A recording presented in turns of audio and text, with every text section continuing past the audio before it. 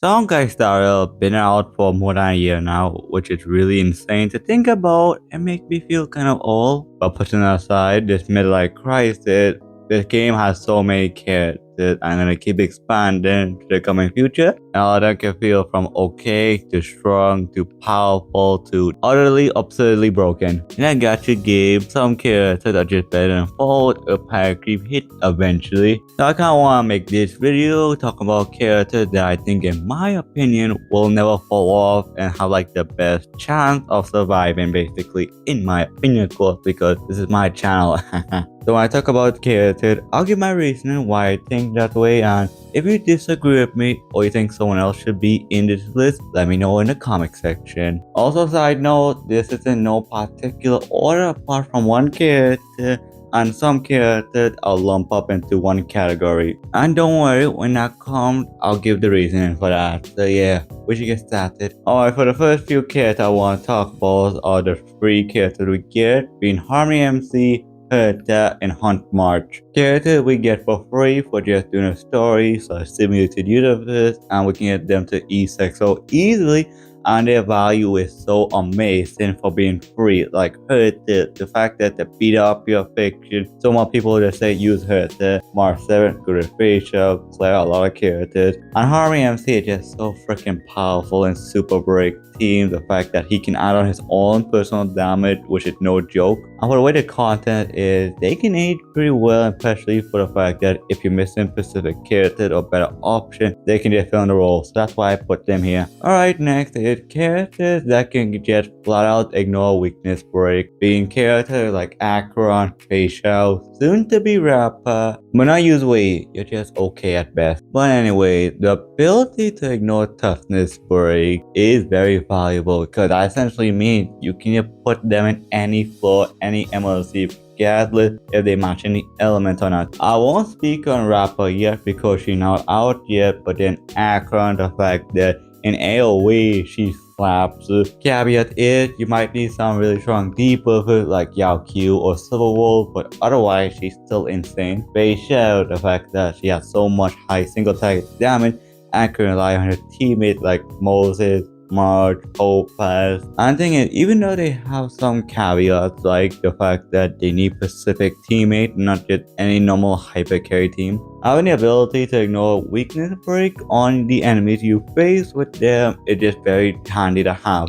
Alright, finally, we can talk about characters now, and one of them being Kafka, because I know DOT been facing a lot of fall-off allegations. Like, I don't know, I can't say much, but all I do know is when DOT gets stronger, what character you think about that always will be on that team and always the best in slot option is Kafka. Because just for the mere fact that Kafka can re-trigger dots over and over again, like if you have some high invested DOT characters, like that can go crazy. And if you're doing anything with DOT, Kafka is like the baseline you need to get DOT running. Of course, you need characters like Brick Swan, or maybe any other powerful dot character that come in the near future, like 3.0 plus beyond that. But related to anything DOT, Kafka will always be on top. Alright, this next one is surprising because I'll be honest, I don't think anyone expected Topaz to go this far in the meta. Like she has a strong option by acting like a sub DPS that can buff up your follow-up attacks. Make characters like Clara and Himiko very viable in MOC. Has insane synergy with someone like Facial, like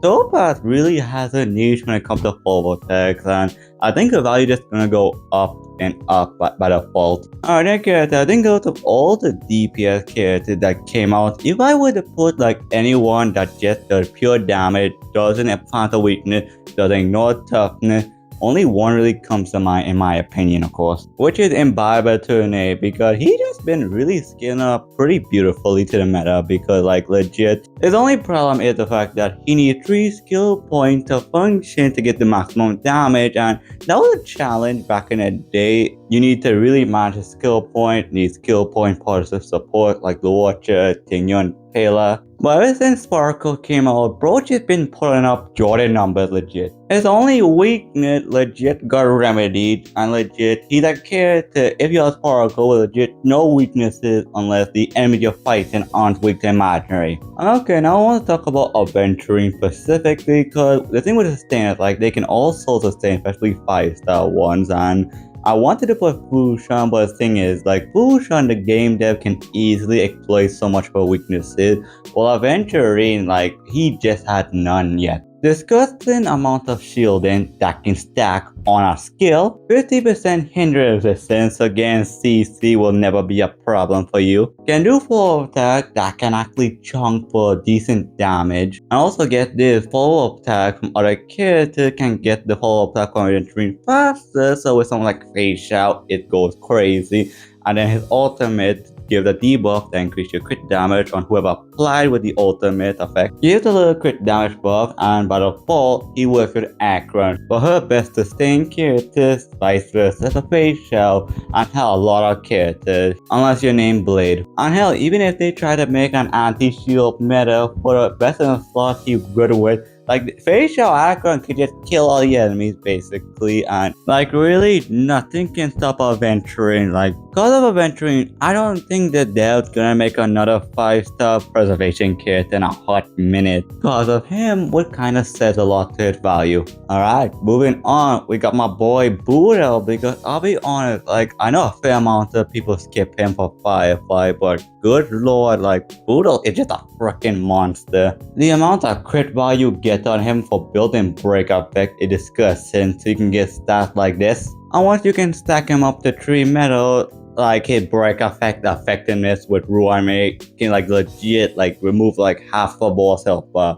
Except for Hule, that boss just different. And to add on, he can apply the physical element either on his technique for Putin or his ultimate. And then for his role, Boodle can just annihilate and freaking melt bosses down. I guess some downside, of course, the fact that he's a character that needs to ramp up by breaking shields, so it can be kind of annoying if it's like 2 enemies and no trash mode, but it's certainly doable. And when he's in the duel state, he take increased damage from the enemies he in the duel with, so that can get pretty dangerous against someone like Hule. But even with those weaknesses, he's still a force to be reckoned with, and in a apocalyptic shadow, like, that is his home, that's his domain, and MOC, he's been very reliable for me as a character to use. And I don't even have him with his Lycone or Eidolon. Like, he had the free Lycone from Simulated Universe, a few lucky like Relic Rolls, a Bronia, Ruan Mei, and he just been cooking. Alright, now we have like 2 more spots I want to talk about, which is 5-star limited harmony characters, because legit, every single one of them you can bank on, they will give you insane value no matter how you look at it. Sparkle can advance you forward, make skill point efficiency non-existent, boost your attack and damage bonus, making buy with a nail any very skill point negative character a force to be reckoned with. Robin can advance all your characters forward, make follow-up characters go crazy hard, and just a good buffer overall. With her big crit damage bonus, her missile damage when she in her ultimate state, like, Robin is a force to be reckoned with. Same thing go with Ruan Mei. That character just been aging so perfectly for how universally broken she is. Really good for break effect team, super break team, DOT, hyper carry, double DPS comp, like whatever you can name, Ruan Mei got your back legit, like how insane she is. And based on how Sunday League Kit looking, like that character gonna go crazy for a lot of characters. Like kind of obvious, Harmony is the best path in the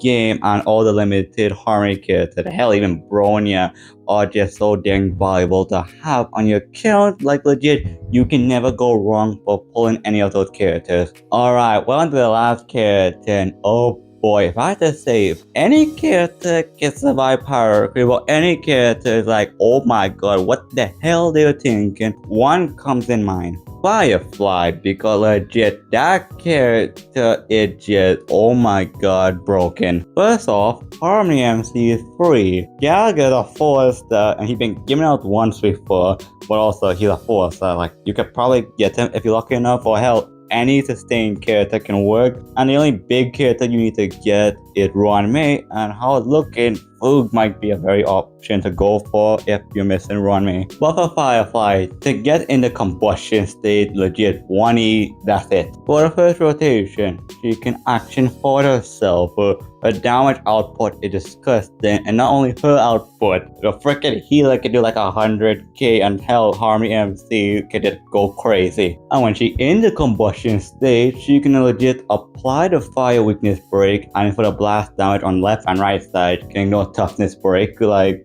legit, there's like nothing the game can really do to like indirectly nerf Firefly, because legit, she's so broken. I don't think there's a way Firefly can be stopped. And hell, instead of like indirectly doing that, they said gonna indirectly buff her up with the addition of Foog. And don't ask me how I know that. I don't know, it just came to me in a dream last night and a few days ago when I was thinking of a Foog. And the fact that Firefly is a super break character, she not even had the build because she don't need no crit or nothing. Just attack and break effect and speed. So if you want to go for a character that make the game a joke, go Firefly, simple as that, right?